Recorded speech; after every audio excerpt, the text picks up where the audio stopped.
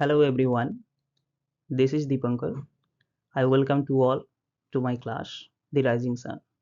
This is the fourth part of confusing verbs or words. আজ আমরা ইংরেজি গ্রামারের দুটি গুরুত্বপূর্ণ ভার্ব শিখে নিতে চলেছি। সেটি হলো ট্রানজিটিভ ভার্ব ও ইনট্রানজিটিভ ভার্ব। বাংলাতে যেটা বলা হয় সকর্মক ক্রিয়া ও অকর্মক ক্রিয়া। তো all are asked to open your notebook and pen and write down all the things that will be discussed in the class. So now let's start.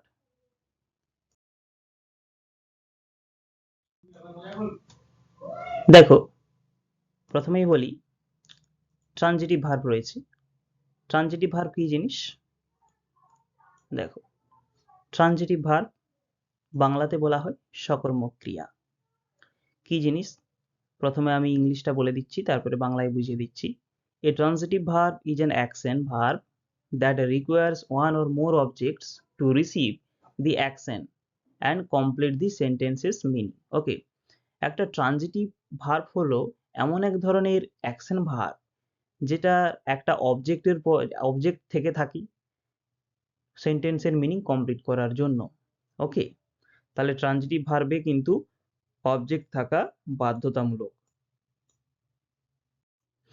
একটা ট্রানজিটিভ ভার্ব চেনার উপায় হলো ট্রানজিটিভ ভার্বে অবজেক্ট থেকে থাকে। ওকে, আর always ask what and whom to the object. অবজেক্টকে what এবং whom দিয়ে প্রশ্ন করো।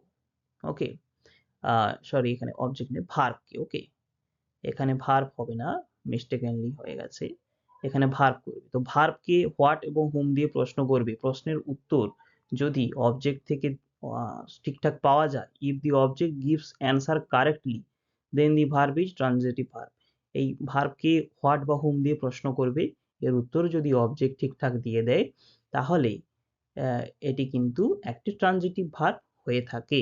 ওকে, অর্থাৎ সকর্মক ক্রিয়া হয়ে থাকে। যেমন ধরে নাও, the soldier held a gun. Okay, the soldier held a gun.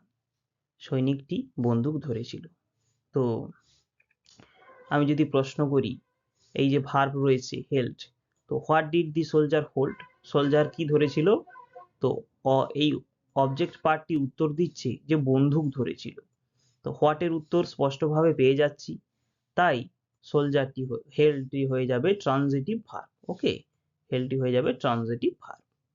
Next, Tuli loves her dog. Tuli loves her dog. If I ask questions to the verb part, okay, that what does Tuli love বা whom does Tuli love? তুলি কাকে ভালোবাসে? তার কুকুরকে। তাহলে objective part clear answer দিচ্ছি, তাই এই ভার্বটা হয়ে যাবে ট্রানজিটিভ ভার্ব। ওকে, নেক্সট দেখে নাও, we all love our nation. আমরা প্রত্যেকেই আমাদের দেশকে ভালোবাসি। তাহলে লাভ, এই ভার্বটাই প্রশ্ন করো, আমরা প্রত্যেকে কাকে ভালোবাসি? আমাদের নেশনকে। উত্তর দিয়ে দিচ্ছে, যেহেতু আমরা অবজেক্টিভ পার্ট থেকে উত্তর পেয়ে যাচ্ছি হোয়াট ও হুমের, তাই এটাও হয়ে যাবে একটি ট্রানজিটিভ ভার্ব। লাভ হয়ে যাবে ট্রানজিটিভ ভার্ব। ওকে, আশা করছি সবাই বুঝতে পেরে গেছো। নেক্সট দেখো, ইনট্রানজিটিভ ভার্ব দেখে নাও। ইনট্রানজিটিভ ভার্ব কি জিনিস? বাংলাতে বলে থাকি অকর্মক ক্রিয়া। ট্রানজিটিভ মানে বলেছিলাম সকর্মক ক্রিয়া, ইনট্রানজিটিভ কথার অর্থ হলো অকর্মক ভার্ব ক্রিয়া। ঠিক আছে, দেখো, an intransitive verb is an action verb that does not take a direct object. আচ্ছা, ইনট্রানজিটিভ ভার্ব কিন্তু এমন ধরনের অ্যাকশন ভার্ব যার কোনো অবজেক্ট থাকে না, does not take direct object. This kind of verbs, আচ্ছা, ডিরেক্ট অবজেক্ট কিন্তু থাকে না।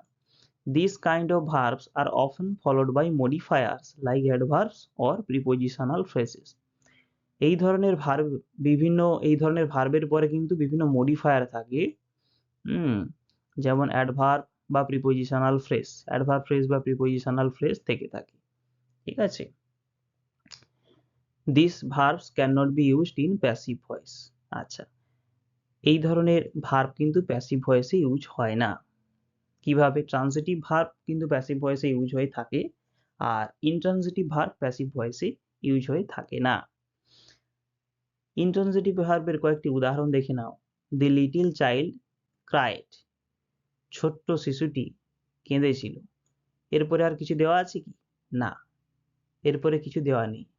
Still it conveys meaning properly, এর কিন্তু অবজেক্টিভ পার্ট দেওয়া নেই, কিন্তু এই ভার্বটি মাধ্যমে সেন্টেন্সের পুরো মিনিং কিন্তু যথাযথভাবে প্রকাশ করছে, তাই এটি হয়ে যাবে ইনট্রান্সিটিভ ভার্ব। নেক্সট দেখে নাও, হি স্মাইল, সে হেসেছিল।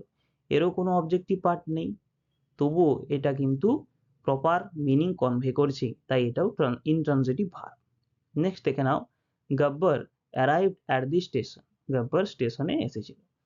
তো বলো দেখি, এই অ্যারাইভড এটা ট্রান্সিটিভ ভার্ব হবে না ইনট্রান্সিটিভ ভার্ব হবে? হ্যাঁ, একদম ঠিক, এটা কিন্তু intransitive verb.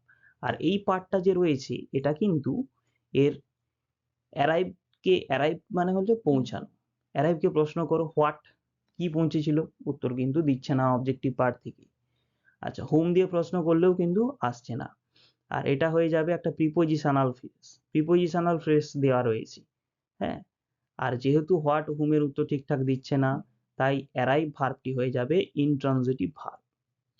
Birds are flying in the sky, দেখে না, বার্ডস আর ফ্লাইং, পাখিরা উড়ছে ইন দি স্কাই, আকাশে।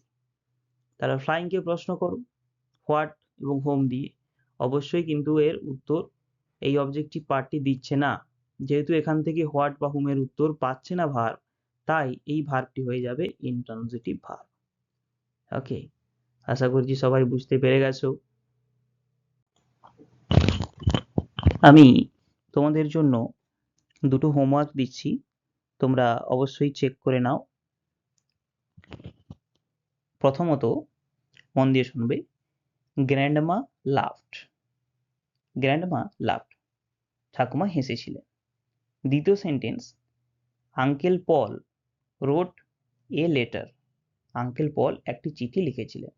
এই দুটো কোনটা কোন ভার্ব তোমরা কিন্তু কমেন্ট বক্সে অবশ্যই মেনশন করবে।